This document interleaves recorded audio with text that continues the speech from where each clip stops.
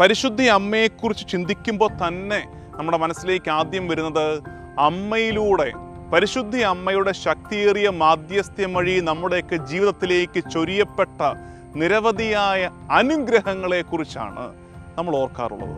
സ്വാഭാവികമായും അങ്ങനെയാണ്. കാരണം എണ്ണിയെടുക്കാൻ കഴിയാത്ത വിധം അത്രയേറെ അനുഗ്രഹങ്ങൾ നമ്മുടെ കുടുംബങ്ങളിലേക്കും ജീവിതങ്ങളിലേക്കുമൊക്കെ അമ്മയുടെ മാധ്യസ്ഥ്യത്താൽ ദൈവം ചൊരിഞ്ഞിട്ടുണ്ട് എന്നതാണ് സത്യം. ഓരോ തിരുനാൾ ആഘോഷിക്കുമ്പോഴും നമ്മളുടെ ശ്രദ്ധ കൂടുതലായി പോകുന്നത് അമ്മയുടെ ഈ മാധ്യസ്ഥ്യ ശക്തിയിലേക്കാണ്. കാരണം സാധിച്ചെടുക്കാൻ നമുക്ക് ഒരുപാട് ആഗ്രഹങ്ങളുണ്ട്, ഒരുപാട് നിയോഗങ്ങളുടെ ഭാരങ്ങളുമായിട്ടാണ് നമ്മൾ ഈ തിരുനാൾ ആഘോഷിക്കുന്നത്. സ്വാഭാവികമാണ്, മനുഷ്യ ജീവിതത്തിൽ ഏറെ കഷ്ടപ്പാടുകളും അധ്വാനങ്ങളും ഉള്ളപ്പോൾ നമുക്ക് അർത്ഥനകളും ഏറും, അത് സ്വാഭാവികമാണ്. പക്ഷേ ഇന്ന് എൻ്റെ പ്രിയമുള്ള ദൈവജനമേ, നിങ്ങളുടെ ശ്രദ്ധ ഞാൻ ക്ഷണിക്കുന്നത് പരിശുദ്ധ അമ്മ എന്ന മധ്യസ്ഥയെക്കുറിച്ച് മാത്രം ചിന്തിച്ച് ചുരുങ്ങിപ്പോകാതെ അതിനപ്പുറത്ത് പരിശുദ്ധ അമ്മ എന്ന മാതൃകയെക്കുറിച്ച് ചിന്തിക്കാനാണ്. പരിശുദ്ധ അമ്മ നമുക്കൊരു മോഡലാണ്, എ മോഡൽ ഫോർ ക്രിസ്ത്യാനിറ്റി.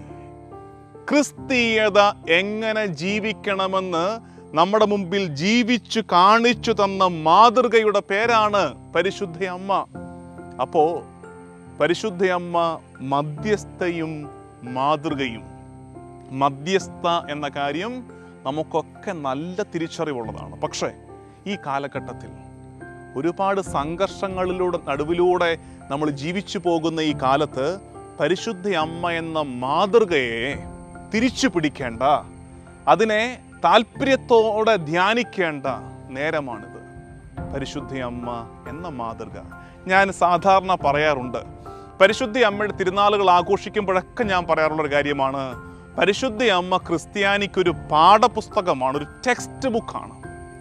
എങ്ങനെ ക്രിസ്തീയത ജീവിക്കണമെന്ന് അറിഞ്ഞുകൂടാതെ ആശങ്കപ്പെട്ടിരിക്കുന്ന നേരങ്ങളിൽ എടുത്ത് വായിക്കേണ്ട പാഠപുസ്തകത്തിൻ്റെ പേരാണ് പരിശുദ്ധ അമ്മ. ഇന്നത്തെ ഈ പ്രഭാഷണത്തിൽ നമ്മൾ ശ്രമിക്കുന്നത് അത്രയേറെ ലളിതമായൊരു കാര്യമാണ്. പരിശുദ്ധ അമ്മ എന്ന പാഠപുസ്തകത്തെ ഈ പറഞ്ഞതുപോലെ ആദരവോടെ ഒന്നെടുത്ത് മുമ്പിലേക്ക് വെച്ച് ഒരു കൊച്ചുകുട്ടിയുടെ കൗതുകത്തോടെ പുത്തൻ പാഠപുസ്തകത്തെ അതിൻ്റെ മണം ആസ്വദിച്ച് അതിൻ്റെ താളുകളെ ഒന്നൊന്നായി മറിക്കുന്ന ഒരു കൊച്ചു കുഞ്ഞിൻ്റെ കൗതുകത്തോടെ പരിശുദ്ധ അമ്മ എന്ന പാഠപുസ്തകത്തിലെ ഓരോ പാഠങ്ങളെയും ഒന്ന് താളുകൾ മറിച്ച് ധ്യാനിക്കാനുള്ള ശ്രമമാണ് നമ്മൾ ഇന്ന് ഈ സന്ദേശത്തിൽ ശ്രമിക്കുന്നത്. നമുക്ക് താളുകൾ മറിക്കാം. എന്നോടൊപ്പം ഓരോ പാഠത്തിലൂടെയും നിങ്ങൾ യാത്ര ചെയ്യണമേ. പലരുടെയും ഇപ്പോഴത്തെ ആശങ്ക, അച്ഛോ ആദ്യം ഇത് എത്ര പാഠമുണ്ടെന്ന് പറ. എല്ലാ പാഠവും ധ്യാനിച്ചു തീർക്കാൻ നമുക്കാകില്ല. കാരണം അനന്തതയോളം പാഠങ്ങൾ പഠിപ്പിക്കുന്നുണ്ട് പരിശുദ്ധ അമ്മ നമ്മളെ.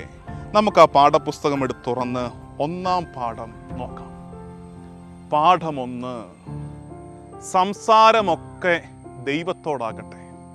പരിശുദ്ധ അമ്മ നമ്മളെ പഠിപ്പിക്കുന്ന, പ്രത്യേകിച്ച് ഈ കാലഘട്ടത്തിൽ, ഓരോ കാലഘട്ടത്തിനും യോജിക്കുന്ന വിധത്തിലുള്ള പാഠങ്ങൾ പരിശുദ്ധ അമ്മയിൽ നിന്ന് വായിച്ചെടുക്കാൻ നമുക്കാകും. ദാ ഇപ്പോൾ ഇത് കേട്ടെ. പാഠം 1, സംസാരമൊക്കെ ദൈവത്തോടാകട്ടെ. പരിശുദ്ധ അമ്മ അവളുടെ ജീവിതം കൊണ്ട് നമ്മളെ പഠിപ്പിക്കുന്ന പ്രധാനപ്പെട്ട ഒരു പാഠമാണ് നമ്മുടെ സംസാരമൊക്കെ ദൈവത്തോടാകട്ടെ എന്നുള്ളത്. എന്താ അതിൻ്റെ അർത്ഥം? പരിശുദ്ധ അമ്മ അങ്ങനെയായിരുന്നു. പരിശുദ്ധ അമ്മ ഇന്ന് സഭയിൽ 2000 വർഷത്തിലേറെ പാരമ്പര്യമുള്ള പരിശുദ്ധ സഭയിൽ പരിശുദ്ധ അമ്മ പ്രധാനപ്പെട്ട ഒരു വ്യക്തിത്വമാണ്. പക്ഷേ സുവിശേഷത്തിൽ അമ്മ അധികം ഒന്നും സംസാരിക്കുന്നതായിട്ട് നമ്മൾ കാണുന്നില്ല. വളരെ കുറച്ചേ ഉള്ളൂ പരിശുദ്ധ അമ്മയുടെ നാവിൽ നുതിർന്നു വീണ വാക്കുകൾ. കാരണം എന്താണെന്നറിയാമോ? പരിശുദ്ധ അമ്മയുടെ സംസാരമൊക്കെ ദൈവത്തോടായിരുന്നു. സംസാരം എന്ന് പറഞ്ഞാൽ നമ്മൾ ഉദ്ദേശിക്കുന്നത് പോലെ നമ്മുടെ അർത്ഥനകൾ, പ്രാർത്ഥനകൾ സമർപ്പിക്കുക എന്നത് മാത്രമല്ല. അവളുടെ കലഹവും അവളുടെ പരാതി പറച്ചിലും അവളുടെ സംശയം ചോദിക്കലും അവളുടെ ദേഷ്യവും ഒക്കെ ദൈവത്തോടായിരുന്നു. എല്ലാം ദൈവത്തിങ്കിലേക്ക് അവൾ സമർപ്പിക്കുകയായിരുന്നു. ആദ്യം മാലാഖ വന്നിട്ടൊരു വലിയ നിയോഗം അവളെ ഭരമേൽപ്പിച്ച നിമിഷം തൊട്ട് അവിടെ പറയുന്ന അവൾ ചിന്തിച്ചു, അവൾ അസ്വസ്ഥയായി, അവൾ ചോദ്യം ചോദിച്ചു. അവിടം തൊട്ടേ അവളുടെ കമ്മ്യൂണിക്കേഷനൊക്കെ ദൈവത്തോടാണ്, സംസാരമൊക്കെ ദൈവത്തോടാണ്. അതുകൊണ്ടാണെന്ന് ആരോടും പരാതി നമ്മൾ കാണുന്നില്ലല്ലോ. യൗസേപ്പ് പിതാവിനോടൊരു വഴക്കിനും പരിശുദ്ധ അമ്മ പോയിട്ടില്ല, ഒരു പരാതി പറച്ചിലിനും ചോദ്യം ചോദിക്കാനും പോയിട്ടില്ല. കാരണം ദൈവത്തോട് നിരന്തരം സംസാരിക്കുന്നവർക്ക് ഭൂമിയിൽ പരാതിയും പരിഭവവും ഇല്ലാതെ ജീവിക്കാൻ പറ്റും. നമ്മുടെ കാലത്ത് നമുക്ക് പറ്റുന്ന അപകടം എന്താ? നമുക്ക് പറ്റുന്ന അപകടം ഇതാണ്. ദൈവത്തോടുള്ള സംസാരം കുറഞ്ഞിട്ട് നമ്മുടെ സംസാരമൊക്കെ ചുറ്റുപാടുമുള്ളവരോടാണ്. ഏതൊക്കെ രീതിയിലാണ്? തർക്കങ്ങളായിട്ട് നമ്മൾ തർക്കിക്കുകയാണ് പല കാര്യങ്ങളെക്കുറിച്ച് ചുറ്റുമുള്ളവരോട്. ഇതാണ് ശരി എന്ന് പറഞ്ഞ് തർക്കത്തിൽ ഏർപ്പെടുകയാണ്, ദൈവത്തോട് സംസാരിക്കാൻ മറന്നിട്ട്. അല്ലെങ്കിൽ ന്യായീകരണമാണ്, ഞാൻ എന്തുകൊണ്ട് ഇങ്ങനെ ചെയ്തു, ഈ ചെയ്തതിൻ്റെ അർത്ഥം എന്താണ് എന്നൊക്കെ പറഞ്ഞ് ന്യായീകരിക്കലായിട്ട്, ദേഷ്യമായിട്ട്, പരിഹാസമായിട്ട്, പരിഭവം പറച്ചിലായിട്ട്, പരാതികളായിട്ട് ഒക്കെ ചുറ്റുമുള്ളവരോട് ഏറെ സംസാരിക്കുകയും ദൈവത്തോട് സംസാരിക്കാൻ തെല്ലും സമയം കണ്ടെത്താൻ കഴിയാതെയും പോകുന്ന ഒരു തലമുറയിൽ നമ്മുടെ മുമ്പിൽ പാഠമൊന്നിങ്ങനെ തെളിഞ്ഞു നിൽക്കുന്നു. സംസാരമൊക്കെ ദൈവത്തോടാകട്ടെ. ദൈവത്തോട് സംസാരിക്കാൻ വേണ്ടിയുള്ള എക്സ്ക്ലൂസീവ് ഇടമായിട്ട് നമ്മളൊക്കെ ദേവാലയങ്ങളെ ധരിച്ചപ്പോൾ, ദേവാലയങ്ങൾ അടഞ്ഞു കിടന്നപ്പോൾ, ദേവാലയങ്ങളിൽ പോകാനുള്ള സാധ്യതകളില്ലാതായപ്പോൾ എന്തു പറ്റി? ദൈവത്തോടുള്ള സംസാരവും അങ്ങ് കുറഞ്ഞു പോയി. അങ്ങനെയല്ല, 24/7 ദിവസത്തിൻ്റെ ഓരോ നിമിഷവും ദൈവത്തോട് കമ്മ്യൂണിക്കേറ്റ് ചെയ്യുന്നവരായിട്ട്, സംവേദനത്തിൽ ഏർപ്പെടുന്നവരായിട്ട് ക്രിസ്ത്യാനി മാറണം എന്നുള്ളതിൻ്റെ ഓർമ്മപ്പെടുത്തലാണ് പാഠം 1 എന്നോടൊപ്പം പഠിക്കണം. എന്നെ എവിടെങ്കിലുമൊക്കെ കേട്ടിട്ടുള്ളവർക്ക്, കുറഞ്ഞ പക്ഷം ശാലോം ടി വിയിലെങ്കിലും വല്ലപ്പോഴുമെങ്കിലും എന്നെ ഒന്ന് കണ്ടിട്ടുള്ളവർക്കറിയാം, എനിക്കിങ്ങനെ ഒരു സ്വഭാവമുണ്ട്. ഈ പറയുന്ന കാര്യം പറഞ്ഞ് നിങ്ങളതിൽ ഉറയ്ക്കണമെന്നൊരു ശാഠ്യമുണ്ട്. അതുകൊണ്ടാണ് ഇത് ആവർത്തിച്ച് പറഞ്ഞുകൊണ്ടിരിക്കുന്നത്. എന്നെ കേൾക്കുന്ന ഏറ്റവും നിസ്സാരക്കാരിയും ഇത് മനസ്സിലാക്കണം. ഞാൻ പറയാൻ പോകുന്ന പാഠങ്ങൾ അത് 2, 3, 4, 5 പാഠങ്ങളാകട്ടെ, 5 പാഠങ്ങളും അവരുടെ മനസ്സിൽ ഉറയ്ക്കണമെന്നുള്ള ഒരു എളിയ ശാഠ്യം കൊണ്ടാണ് ഇത് ആവർത്തിച്ചു പറയുന്നതെന്ന് ഓർക്കണേ. പാഠം 1, സംസാരമൊക്കെ ദൈവത്തോടാകട്ടെ. പലരോടും പലതും സംസാരിക്കാൻ വേണ്ടി വെമ്പൽ കൊള്ളുമ്പോൾ ആദ്യം ചോദിക്കേണ്ടത്, ദൈവത്തോട് ഈ കാര്യം ഞാൻ സംസാരിച്ചായിരുന്നോ? ദൈവത്തോട് ഈ പരാതി ഉണർത്തിച്ചായിരുന്നോ? ദൈവത്തോട് ഈ സങ്കടം ഒന്ന് ഏറ്റു പറഞ്ഞാലുണ്ടല്ലോ, അങ്ങനെ പറഞ്ഞ് ശീലിച്ചാൽ പിന്നെ പല സംസാരങ്ങളും നമുക്ക് ഒഴിവാക്കാൻ പറ്റും. കുറെ കൂടെ ശാന്തതയിൽ നമുക്ക് ജീവിക്കാൻ പറ്റും. അതുകൊണ്ടല്ലേ ദൈവപുത്രൻ എന്ന് പറഞ്ഞ് സ്വർഗം സമ്മാനമായി നൽകിയ മകൻ 30-ാം വയസ്സിൽ പരസ്യജീവിതത്തിന് ഇറങ്ങിയിട്ട് അവനെ ഭ്രാന്തനെന്ന് നാട്ടുകാർ വിളിച്ചപ്പോഴും പരിശുദ്ധ അമ്മ ഡിഫെൻഡ് ചെയ്യാൻ പോയില്ല, അവനെ സംരക്ഷിക്കാൻ വേണ്ടി പോയില്ല, അവനോട് ചോദിക്കാൻ പോയില്ല, നീ എന്തൊക്കെ കാണിക്കുന്നതെന്ന് ചോദിക്കാൻ പോയില്ല. കാരണം എന്താണെന്നറിയാമോ? കാരണം ഒന്നേ ഉള്ളൂ, അവളുടെ സംസാരമൊക്കെ ഉന്നതങ്ങളിലേക്ക് നോക്കിയിട്ടായിരുന്നു, ദൈവത്തോടായിരുന്നു. ദൈവത്തോട് സംസാരിച്ചവർ ഉപരിയായ ഒരു ജീവിത ശൈലി ഈ ഭൂമിയിൽ ജീവിക്കും. അതിൻ്റെ പേരാണ് ക്രിസ്തീയത. ദൈവത്തോട് സംസാരിച്ച് ഈ ഭൂമിയിൽ ജീവിക്കുന്ന ജീവിതത്തിൻ്റെ പേരാണ് ക്രിസ്തീയത. അതുകൊണ്ട് പരിശുദ്ധ അമ്മ നമുക്ക് പാഠപുസ്തകമാകുന്നു. രണ്ടാമത്തത് താളുമറിക്കാം അല്ലേ? 1-ാം പാഠം അത്യാവശ്യമൊക്കെ മനസ്സിലായെന്ന് വിചാരിക്കുന്നു. 2-ാം പാഠം 2, നമ്മുടെ പരിമിതികളിലും മറ്റുള്ളവരെ കുറിച്ച് കരുതലുള്ളവരാകണം. നമ്മുടെ പരിമിതികളിലും, ഒരു വാക്കൂടെ ചേർക്കാനുണ്ട്, ഒരു വാക്ക് മിസ്സായി. നമ്മുടെ പരിമിതികളിലും നമ്മുടെ മെച്ചപ്പാടിലും മറ്റുള്ളവരെ കുറിച്ച് കരുതലുള്ളവരായിരിക്കണം. പാഠം 2 ഉറക്കട്ടെ അവിടെ. നമ്മുടെ പരിമിതികളിലും നമ്മുടെ മെച്ചപ്പാടുകളിലും മറ്റുള്ളവരെ കുറിച്ച് കരുതൽ ഉള്ളവരായിരിക്കണം. ഇതെവിടുന്ന് മനസ്സിലാകുന്നു? പരിശുദ്ധ അമ്മയുടെ ജീവിതത്തിൽ ഇതെവിടെ കാണുന്ന കാഴ്ചയാണിത്? പരിശുദ്ധ അമ്മയ്ക്ക് ഒരു അടയാളം പോലെ മാലാഖ പറഞ്ഞു കൊടുത്തു, നിന്റെ ഇളയമ്മയായ ഏലീഷ് ബായിക്ക് ഇത് 6-ാം മാസമാണ്. വിശ്വസിക്കാൻ, ദൈവപുത്രൻ തൻ്റെ ഉദരത്തിൽ വരുമെന്ന് വിശ്വസിക്കാൻ ഒരല്പം പാടുപെട്ട മറിയത്തിന് സ്വർഗം കൊടുത്ത അടയാളമാണത്. നിന്റെ ഇളയമ്മ എലിസബത്തിന് ഇത് 6-ാം മാസമാണ്. തൻ്റെ ഉള്ളിൽ വരാൻ പോകുന്നത് ദൈവപുത്രൻ. താനും ഒരു ഗർഭാവസ്ഥയിലേക്ക് പ്രവേശിക്കുകയാണ്. രണ്ട് രീതിയിൽ മറിയത്തിന് ചിന്തിക്കാം എലിസബത്തിന്റെ വീട്ടിൽ പോകാതിരിക്കാനുള്ള കാരണങ്ങൾ. ഇളയമ്മയായ എലിസബത്തിനെ വീട്ടിൽ ചെന്ന് അവളെ ശുശ്രൂഷിക്കാതിരിക്കാൻ ഉള്ള കാരണങ്ങൾ രണ്ട് രീതിയിൽ മറിയത്തിന് കണ്ടെത്താമായിരുന്നു. ഒന്നാമത്തെ എന്തായിരുന്നു? നമ്മൾ പാഠം 2 എന്താ പറഞ്ഞത്? നമ്മുടെ പരിമിതികളിലും നമ്മുടെ മെച്ചപ്പാടുകളിലും നമ്മൾ മറ്റുള്ളവരെ കുറിച്ച് കരുതൽ ഉള്ളവരായിരിക്കണം. എന്താണ് പരിമിതി? മറിയത്തിന് വേണമെങ്കിൽ ചിന്തിക്കാം, ഞാനും ഗർഭിണിയാണ്. ഇതും വെച്ചോണ്ട് അവിടെ പോകേണ്ട കാര്യമുണ്ടോ? എലിസബത്തിന് കാര്യം പറഞ്ഞാൽ മനസ്സിലാകില്ലേ? എലിസബത്തിനോട്, ഇളയമ്മയോട് പിന്നെ പറയാം, ഇളയമ്മേ എനിക്കും ഇങ്ങനൊരു അവസ്ഥയായിരുന്നു, വരണമെന്നൊക്കെ എനിക്ക് ആഗ്രഹം ഉണ്ടായിരുന്നു കേട്ടോ, പക്ഷേ പറ്റിയില്ല, ഞാനും ഇങ്ങനൊരു ബുദ്ധിമുട്ടിലൂടെ കടന്നു പോവുകയായിരുന്നു എന്ന് വേണമെങ്കിൽ പറഞ്ഞ് ആ ഉത്തരവാദിത്വത്തിൽ നിന്ന് നമ്മൾ ഇന്ന് പറയുന്നത് പോലെ നൈസായിട്ടങ്ങ് ഒഴിയാമായിരുന്നു മറിയത്തിന്. അല്ലെങ്കിൽ നമ്മുടെ മെച്ചപ്പാടുകളിൽ എങ്ങനെയാ മെച്ചപ്പാട്? മറിയത്തിന് വേണമെങ്കിൽ ചിന്തിക്കാമായിരുന്നു, ഞാൻ ആരാണ്? ഞാൻ ദൈവപുത്രന്റെ അമ്മയല്ലേ, ദൈവപുത്രന്റെ അമ്മയാകാൻ പോകുന്ന ആളല്ലേ, എന്നെയല്ലേ വന്ന് ശുശ്രൂഷിക്കേണ്ടത്, ഞാൻ എന്തിനാ ഇപ്പൊ അങ്ങോട്ട് പോകേണ്ട കാര്യം എന്താ എന്ന് വേണമെങ്കിൽ ചിന്തിക്കാം. പക്ഷേ അത്തരം പ്രലോഭനങ്ങളെയൊക്കെ അങ്ങ് സൈഡിലേക്ക് മാറ്റിവെച്ചിട്ട് മറിയം ഓടിയിറങ്ങുകയാണ്. മലഞ്ചെരുവിലുള്ള എലിസബത്തിന്റെ വീട്ടിൽ ചെന്ന് അവൾക്ക് ശുശ്രൂഷയുടെ കരുതലിന്റെ കരം നീട്ടുകയാണ് പരിശുദ്ധ അമ്മ ചെയ്യുന്നത്. ഇതാണ് പാഠം 2. നമ്മുടെ മെച്ചപ്പാടിലും നമ്മുടെ പരിമിതിയിലും മറ്റുള്ളവർക്കായി കരുതലിന്റെ കരം നീട്ടണം. പ്രിയമുള്ള ദൈവജനമേ, ഈ കാലഘട്ടം ഇങ്ങനെ ഒരു അപകടം പിടിച്ച കാലഘട്ടമാണ്. എന്താണത്? ഈ കാലഘട്ടത്തിന്റെ അപകടം എന്താണെന്ന് വെച്ചാൽ, നമുക്ക് എക്സ്ക്യൂസസ് ഏറെയുണ്ട്. മറ്റുള്ളവർക്ക് വേണ്ടി നന്മ ചെയ്യാതിരിക്കാൻ നമുക്ക് എക്സ്ക്യൂസസ്, ഒഴികഴിവുകൾ ഏറെയുള്ള കാലമാണത്. നമ്മുടെ സ്വാർത്ഥതയ്ക്ക് ലൈസൻസ് കിട്ടിയ കാലമാണിത്. നമ്മുടെ സെൽഫിഷ്നെസ്സിന് ലൈസൻസ് കിട്ടിയ കാലമാണ്. മറ്റുള്ളവർക്ക് ഉപകാരം ചെയ്യുന്നതിൽ നിന്ന് ഒഴിഞ്ഞു മാറാനുള്ള ലൈസൻസ് കിട്ടിയ കാലമാണിത്. ആ കാലത്തും ആകും വിധമൊക്കെ നന്മ ചെയ്യാൻ നമുക്ക് പറ്റണേ. പിന്നൊരു ചിന്തയുണ്ട് നമുക്ക്, ഞാനോ ബുദ്ധിമുട്ടിലാണ്, പിന്നെ എങ്ങനെയാണ് ഞാൻ മറ്റുള്ളവരെ സഹായിക്കുന്നത്? നമ്മുടെ ബുദ്ധിമുട്ടുകളൊക്കെ മാറിയിട്ട് മറ്റുള്ളവരെ സഹായിക്കാമെന്ന് വിചാരിച്ചാൽ ഒരിക്കലും അത് നടക്കില്ല.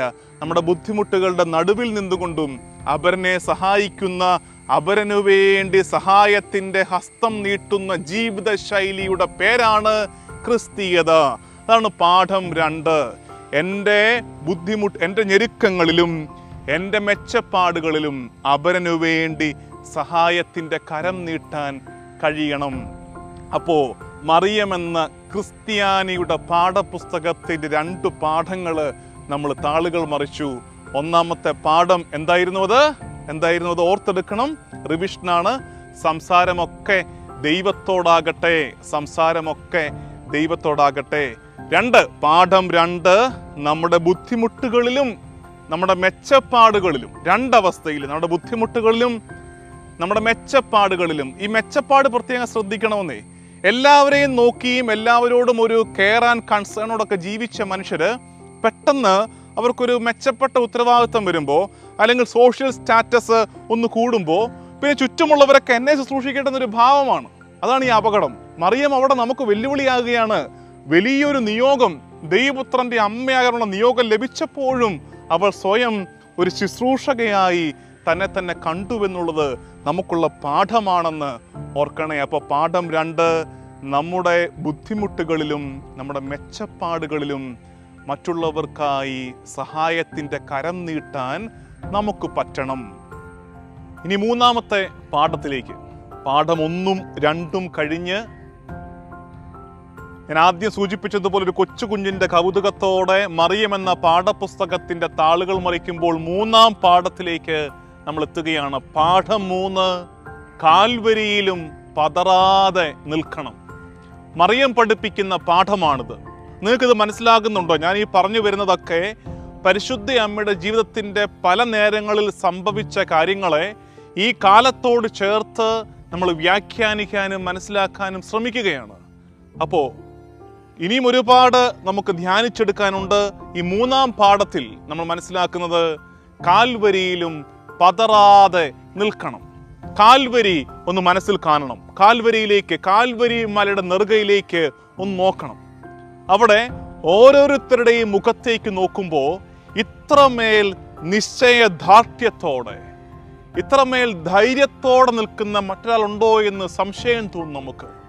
ഉള്ളിൽ സങ്കടത്തിൻ്റെ ഒരു തിരമാല ആർത്തലച്ചു വരുമ്പോഴും, ഒരു കൊടുങ്കാറ്റ് വീശിയടിക്കുമ്പോഴും തളരാതെ ചങ്കുറപ്പോടെ നിൽക്കുന്ന പരിശുദ്ധ അമ്മയുടെ മുഖം കാണണം. പരിശുദ്ധ അമ്മയാണ് മറ്റ് സ്ത്രീകളെ കൂടെ ഇങ്ങനെ ചേർത്ത് പിടിച്ചിരിക്കുന്നത്. വാടിപ്പോകരുത്, വീണു പോകരുത് എന്ന് പറഞ്ഞ് അവരെ ചേർത്ത് പിടിച്ചിരിക്കുന്നത്. പരിശുദ്ധ അമ്മയുടെ കൈത്തണ്ടയിൽ യോഹന്നാന്റെ കരമുണ്ട്. അവനോടും പറയുന്നുണ്ട്, മകനെ വീണു പോകരുത്, ഈ ദിവസത്തെയും ഈ നേരത്തെയും നമ്മൾ അതിജീവിച്ചേ പറ്റുമെന്ന് പറഞ്ഞ് അവരെ കൂടെ ധൈര്യപ്പെടുത്തി അടുത്ത ദിവസത്തിലേക്ക്, അടുത്ത ദൈവിക ഇടപെടലിലേക്ക് അവരെ ഒരുക്കുകയാണ് പരിശുദ്ധ അമ്മ. ഈ ശൈലി ഉണ്ടല്ലോ, എന്ത് കാൽവരിയിൽ പ്രിയപുത്രൻ കുരിശേൽ 3 നാളുകളിൽ തൂങ്ങക്കപ്പെട്ട് ശരീരത്തിലെ അവസാന തുള്ളി ചോരയും അവസാന തുള്ളി ജലവും ഒഴുക്കിയിറക്കി തൻ്റെ ജീവൻ സമർപ്പിക്കുന്ന കാഴ്ച കൺമുമ്പിൽ കാണുമ്പോഴും പതറാതെ നിൽക്കാൻ പറ്റുന്ന പരിശുദ്ധ അമ്മയുടെ ആ വലിയ ദൈവാശ്രയത്വമുണ്ടല്ലോ, അത് ഈ കാലഘട്ടത്തിൽ നമുക്ക് അത്യന്താപേക്ഷിതമാണ്. കാരണം നമ്മളൊരു കാൽവരി അനുഭവത്തിലൂടെ കടന്നു പോവുകയാണ്. അത് വ്യക്തിപരമായിട്ട് ചിന്തിച്ചാലും, കുടുംബമായിട്ട് ചിന്തിച്ചാലും, സഭ എന്ന രീതിയിൽ ചിന്തിച്ചാലും, ഒരു സമൂഹം ദേശമായി മനസ്സിലാക്കിയാലും, നമ്മൾ കഴിഞ്ഞ കുറച്ച് കാലങ്ങളായിട്ട് ഒരു സഹനത്തിൻ്റെ കാൽവരി മലമുകളിലല്ലേ നിൽക്കുന്നത്. സങ്കടപ്പെടാൻ നമുക്ക് ഒരുപാട് കാര്യങ്ങളും കാരണങ്ങളും ഈ കഴിഞ്ഞ കാലത്തൊക്കെ നിരന്തരം എന്നതുവണ്ണം ഉണ്ടായിക്കൊണ്ടിരിക്കുകയാണ് നമ്മുടെ ജീവിതത്തിൽ. ആ നേരത്ത് വീണു പോകാൻ, കുഴഞ്ഞു വീഴാൻ എളുപ്പമാണ്, ചിതറിയോടാൻ എളുപ്പമാണ്. ഇതൊക്കെ വെറുതെയാണെന്ന് പറഞ്ഞ് കാൽവരി വിട്ടിറങ്ങിപ്പോകാൻ എളുപ്പമാണ്. അതാർക്കും പറ്റുന്ന കാര്യമാണ്. പക്ഷേ വളരെ കുറച്ച് പേർക്ക്, മറിയത്തെ പോലെ യോഹന്നാനെ പോലെ വളരെ കുറച്ച് പേർക്ക് ആ കുരിശിൻ്റെ ചുവട്ടിൽ അങ്ങനെ ഉറച്ചു നിൽക്കാൻ പറ്റൂ. ദൈവാനുഭവത്തിൻ്റെ ഒരുപാട് ഓർമ്മകൾ മനസ്സിൽ സൂക്ഷിക്കുന്നവർക്ക്, എൻ്റെ ദൈവം ബലവാനാണ്, ശക്തനാണെന്നുള്ള ഉറച്ച വിശ്വാസമുള്ളവർക്കല്ലേ മുമ്പിൽ പ്രതീക്ഷകളൊന്നും ബാക്കിയില്ലാത്ത നേരത്തും കുരിശിൻ്റെ ചുവട്ടിൽ അങ്ങനെ നിൽക്കാൻ പറ്റുന്നത്. ഞാൻ പറഞ്ഞില്ലേ, അങ്ങനെ ഒരു കാലത്തല്ലേ നമ്മൾ കടന്നു പോകുന്നത്. സാമ്പത്തിക സുസ്ഥിരത ഇല്ലാത്തൊരു കാലം, ആരോഗ്യപരമായി നമ്മളൊക്കെ വലിയ ആശങ്കകളിലൂടെ കടന്നു പോകുന്നൊരു കാലം, നമ്മുടെ ഏറെ പ്രിയപ്പെട്ടവരുടെ വിയോഗങ്ങൾ ഏറെ നമ്മൾ കണ്ട് തളർന്നു പോകാൻ ഏറെ സാധ്യതയുള്ള ഒരു കാലം, ജോലി സംബന്ധമായിട്ട് കച്ചവട സംബന്ധമായിട്ടൊക്കെ തകർച്ചകൾ നമ്മളെ തേടിയെത്തുന്ന കാലം. ഈ കാലത്തും കർത്താവു തമ്പുരാനിൽ പ്രത്യാശ അർപ്പിച്ച് നിൽക്കുവാൻ പരിശുദ്ധ അമ്മ നമ്മളെ വെല്ലുവിളിക്കുകയാണ്. അത് കേവലം ഒരു പാഠമോ പ്രചോദനമോ എന്നതിനേക്കാൾ ഉപരി പരിശുദ്ധ അമ്മയുടെ വെല്ലുവിളിയാണത്. ഉറച്ചു നിൽക്ക്, കർത്താവിൻ്റെ കുരിശിൻ്റെ ചുവട്ടിൽ ഉറച്ചു നിൽക്ക് എന്ന് പരിശുദ്ധ അമ്മ ഈ പാഠപുസ്തകത്തിൻ്റെ 3-ാം പാഠത്തിൽ നമ്മളെ പഠിപ്പിക്കുകയാണ്. പ്രിയമുള്ളവരെ, ഈ കാലഘട്ടത്തിൽ നമ്മൾ ഏറെ ഗൗരവത്തോടെ എടുക്കേണ്ട, മനസ്സിലാക്കേണ്ട പാഠമാണ്. സഭ എന്ന രീതിയിൽ ചിന്തിക്കുമ്പോഴും, ദൈവജനം എന്ന രീതിയിൽ ചിന്തിക്കുമ്പോഴും ദേവാലയങ്ങൾ അടഞ്ഞു കിടക്കുന്നു. തിരുനാളുകൾ, നമ്മുടെയൊക്കെ തിരുനാളുകൾ എന്ത് ആർഭാടപൂർവം, എന്ത് ആഘോഷത്തോടെ നമ്മൾ ആഘോഷിച്ചിരുന്നതാണ്. ഇന്ന് ആളും ആരവവും ഇല്ലാതെ ഈ പുതിയ കാലത്തിൻ്റെ ടെക്നോളജികളെ ആശ്രയിച്ച് നമ്മൾ തിരുനാൾ ആഘോഷിക്കുമ്പോൾ ഇതൊക്കെ ഇത്രയേ ഉള്ളൂ എന്ന് ചിന്തിക്കാൻ എളുപ്പമാണ്. പക്ഷേ അങ്ങനെയല്ല. ഈ കാലം കടന്നു പോകും. നമ്മുടെയൊക്കെ ജീവിതത്തിന് നഷ്ടപ്പെട്ടു പോയ ക്രമം തിരികെ ലഭിക്കുന്ന കാലം വരും എന്ന വിശ്വാസത്തോടെ കർത്താവ് തമ്പുരാനോട് ചേർന്ന് നിൽക്കാൻ പറ്റണം. സഭ ആയിട്ട് ചിന്തിക്കുമ്പോഴും കർത്താവെ, ഉതപ്പുകൾ ഏറുന്നു, സഭയ്ക്കെതിരെ ശക്തികൾ ഏറുന്നു, സഭയ്ക്കുള്ളിൽ തന്നെ ഞങ്ങൾ കാണാൻ താല്പര്യപ്പെടാത്ത സങ്കടകരമായ ഏറെ കാര്യങ്ങൾ സംഭവിക്കുന്നു, വാർത്തകൾ കേൾക്കുന്നു. അപ്പോഴും വിശ്വസിക്കണം, കർത്താവിൻ്റെ കുരിശോട് ചേർന്ന് ഉറച്ച് നിൽക്കണം.